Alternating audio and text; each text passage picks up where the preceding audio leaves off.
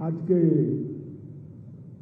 इस महत्वपूर्ण और भारतीय जनता पार्टी के सभी कार्यकर्ताओं के लिए आनंद के अवसर पर हम सबके बीच में उपस्थित भारतीय जनता पार्टी के यशस्वी राष्ट्रीय अध्यक्ष श्रीमान जेपी नड्डा जी, असम सरकार के लोकप्रिय मुख्यमंत्री डॉक्टर हेमंत बिस्वा शर्मा जी, असम के भूतपूर्व मुख्यमंत्री और केंद्र सरकार में आयुष और पोर्ट विभाग बहुत बड़े दो विभागों के मंत्री श्रीमान सर्बानंद सोनोवाल जी, पेट्रोलियम राज्य मंत्री रामेश्वर तेली जी, मुख्यमंत्री त्रिपुरा डॉक्टर माणिक शाह जी, हमारे प्रदेश अध्यक्ष, खड़े हो जाइए अध्यक्ष जी, सब ताली बजाइए अध्यक्ष जी के लिए, श्री भावेश कलिता जी, श्री दिलीप साइकिया जी, हमारे प्रभारी और राष्ट्रीय उपाध्यक्ष श्रीमान बैजयंत पांडा जी, पवन शर्मा जी, मंच पर उपस्थित हमारे तीनों वरिष्ठ कार्यकर्ता श्रीमती विजया चक्रवर्ती जी, गोहाई जी और रमन डेका जी, अभी अभी नड्डा जी ने जिनको पूरे उत्तर पूर्व के संगठन के समन्वय की जिम्मेदारी दी है, ऐसे हमारे संदीप पात्रा जी, संदीप खड़े होकर आगे आओ, सबको परिचय हो, हमारे नॉर्थ ईस्ट के सहप्रभारी श्री ऋतुराज सिन्हा जी, ऋतुराज तुम भी आगे आओ, ऋतुराज सिन्हा जी, हमारे संगठन मंत्री फणींद्र नाथ जी, जिन्होंने कार्यालय का भूमि पूजन हुआ तब संगठन मंत्री थे, ऐसे अजय जामवाल जी, भारतीय जनता पार्टी के मंच पर उपस्थित वरिष्ठ आसाम के सभी मेरे कार्यकर्ता बंधु भगिनी को प्रणाम करता हूं और उपस्थित भाइयों और बहनों, मुझे कोई लंबी बात करनी नहीं है, अध्यक्ष जी का भाषण है, मगर मैं आज यहां गृह मंत्री के नाते नहीं आया, मैं यहां भारतीय जनता पार्टी के कार्यकर्ता के नाते यहां पर आप सबके बीच में, क्योंकि आसाम की महान भूमि जो कामाख्या की भूमि है, शंकरदेव माधवदेव की भूमि है, उस भूमि को कई साल तक कांग्रेस ने विघटन की भूमि, आतंकवाद की भूमि, हड़तालों की भूमि, आंदोलनों की भूमि बनाया था और पूरे देश भर को चिंता थी, आसाम की जनता को भी चिंता थी, समग्र उत्तर पूर्व को चिंता थी कि देश का ये हिस्सा अगर मुख्य धारा से कटता है तो क्या होगा। 4 देशों की सीमा जिस उत्तर पूर्व से मिलती है, वहां पर ना शांति थी, ना विकास था, ना संस्कृति, संगीत, भाषा का विकास हो रहा था, ना यहां पर पढ़ाई लिखाई ठीक से हो रही थी। मुझे आज बहुत आनंद और हर्ष है, 2014 से लेकर 2022 के अल्पकाल के अंदर आज पूरा नॉर्थ ईस्ट और हमारा आसाम विकास के रास्ते पर चल पड़ा है और मेरे जैसे कार्यकर्ता के लिए इस सौभाग्य का विषय है कि ये नॉर्थ ईस्ट का विकास और भाजपा का नॉर्थ ईस्ट में विकास दोनों समांतर चले। आज ये सब वरिष्ठ कार्यकर्ता यहां बैठे हैं, मैं भी यहां विद्यार्थी परिषद के कार्यक्रम में आया था, कल ही हेमंत जी को कहा, बहुत मार मारा था हमें हितेश्वर साइकिया ने और नारे लगाते थे, असम की गलियां सुनी है, इंदिरा गांधी खूनी है, बहुत पीटा था।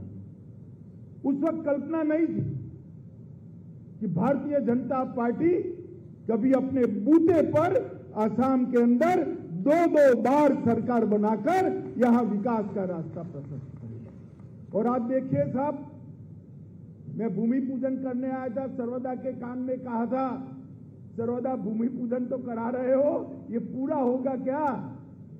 क्योंकि हेमंत जी ने बहुत महत्वाकांक्षी प्रोजेक्ट लिया था 6 मंजिले का मकान, वो भी असम के अंदर, नॉर्थ ईस्ट का अलग कार्यालय। फिर भी मैंने तो भाई ईश्वर प्रार्थना कर कर भूमि पूजन किया था। आज मुझे बहुत हर्ष है कि आज वो 6 मंजिले का इमारत यहां खड़ा है। भारतीय जनता पार्टी के कार्यकर्ता के लिए कार्यालय कोई भवन नहीं होता। कार्यालय भावनाओं का एक पुलिंदा होता है, सिर्फ भवन नहीं होता है। यहां कार्य का आलय होता है, यहां कार्य का रेखांकन होता है और यहीं पर भारतीय जनता पार्टी असम और पूरे नॉर्थ ईस्ट के विकास की योजनाएं बनती है। भारतीय जनता पार्टी का कार्यालय और कोई पार्टी के लिए ईंट चूना पत्थर से बना हुआ मकान हो सकता है, भारतीय जनता पार्टी के कार्यकर्ताओं के लिए ये मंदिर से कम नहीं होता है। मित्रों, आज ये भव्य कार्यकर्ताओं के मंदिर को यहां देखकर मुझे मन में बहुत हर्ष हो रहा है। नड्डा जी यहां बैठे हैं। आज देश में हर जिले में कार्यालय बनाने की योजना और इसका क्रियान्वयन हो रहा है। मैं आंकड़ों में जाना नहीं चाहता, मगर इतना कह सकता हूं कि 2024 के पहले हमने जो तय किए हैं वो 90% से ज्यादा जिलों में जिला कार्यालय का निर्मित पूरा हो जाएगा, जिसमें हमारा आसाम भी होगा।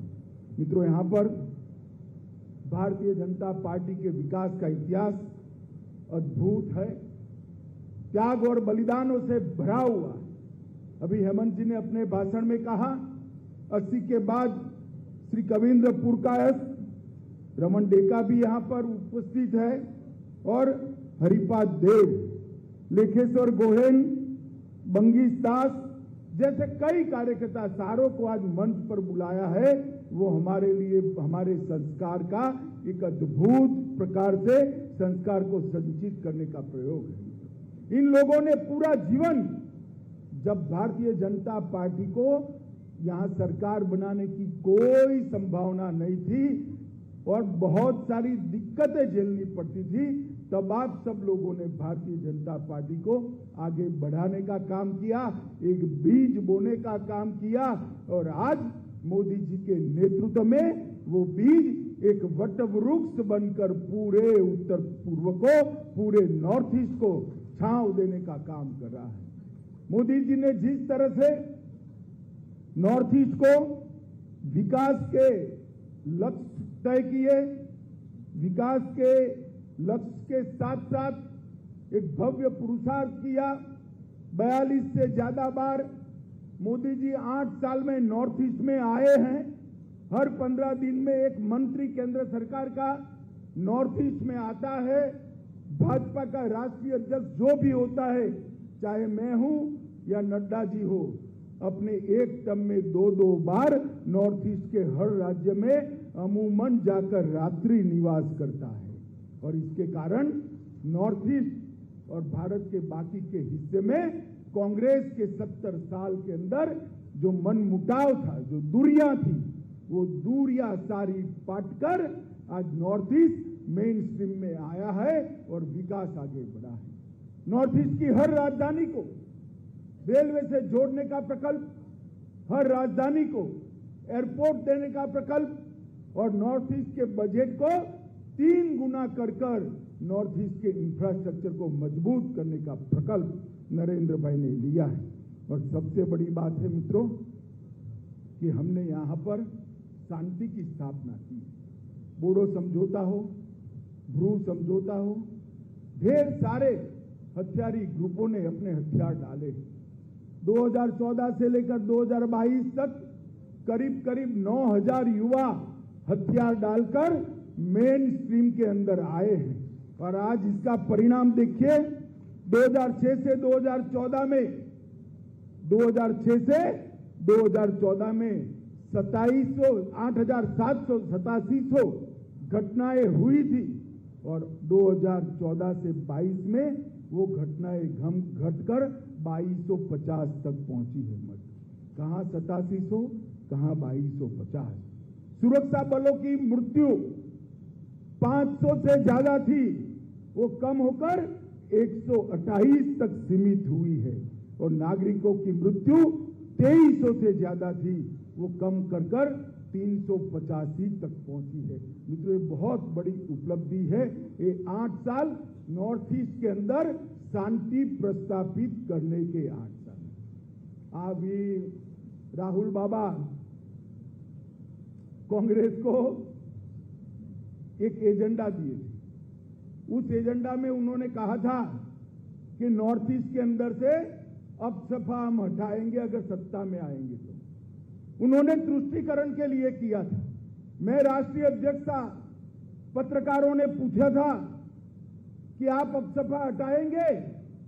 मेरे को अब सपा तब हटता है जब शांति होती है, और हम शांति भी करेंगे, अब सभा भी हटाएंगे, मगर तुष्टीकरण के लिए नहीं हटाएंगे। मित्रों, आज आसाम का 60% से ज्यादा क्षेत्र इस स्पेशल एक्ट से मोदी जी और हेमंत बिस्वा शर्मा के नेतृत्व में बाहर हो गया। नागालैंड में सिर्फ 7 जिले बचे हैं। त्रिपुरा, मेघालय पूरा मुक्त हो चुका है। मणिपुर के सिर्फ 6 जिले बचे हैं। मित्रों, आज पूरे उत्तर पूर्व के अंदर शांति करने का काम भारतीय जनता पार्टी की सरकार ने किया है और कई प्रकार के बड़े बड़े प्रोजेक्ट यहां आए हैं। हेमंत बिस्वा शर्मा से मेरी बात हुई है। यहां पर एक भव्य फॉरेंसिक साइंस यूनिवर्सिटी की कॉलेज भी बहुत कम दिन के अंदर हम स्थापना करने जा रहे हैं मित्रों, और 1 लाख से ज्यादा युवाओं को नौकरी देने का जो वादा था उसका भी चरणबद्ध कार्यक्रम हमने तैयार कर लिया है। आज आसाम के लिए, आसाम के सभी कार्यकर्ताओं के लिए और देश भर के भाजपा के कार्यकर्ताओं के लिए बहुत आनंद का उत्सव है, आनंद का दिन है कि आसाम के अंदर इतना भव्य कार्यालय बना है। मैं ऊपर जाकर देख कर आया हूं मित्रों। आसाम का हमारा कार्यालय दिल्ली मुख्यालय से एक तसु भी नीचे नहीं है, बल्कि थोड़ा बढ़कर। इतना आधुनिक कार्यालय यहां देखकर मन को बहुत शांति और संतोष का अनुभव होता है। मैं हेमंत बिस्वा शर्मा अध्यक्ष जी, सर्वानंद जी, विजय पांडा और जामवाल जी सभी को ये कार्यालय के बनने तक जो लोग यहाँ पर अलग अलग दायित्वों में रहे, सभी को बहुत बहुत बधाई और साधुवाद देता हूं और सभी कार्यकर्ताओं को विनंती करता हूं कि कार्यालय बनने मात्र से पार्टी मजबूत नहीं होती है। पार्टी मजबूत होती है कार्यकर्ता के सिद्धांतों के प्रति समर्पण से। पार्टी मजबूत होती है कार्यकर्ता के परिश्रम से। पार्टी मजबूत होती है कार्यकर्ता के त्याग और बलिदान से।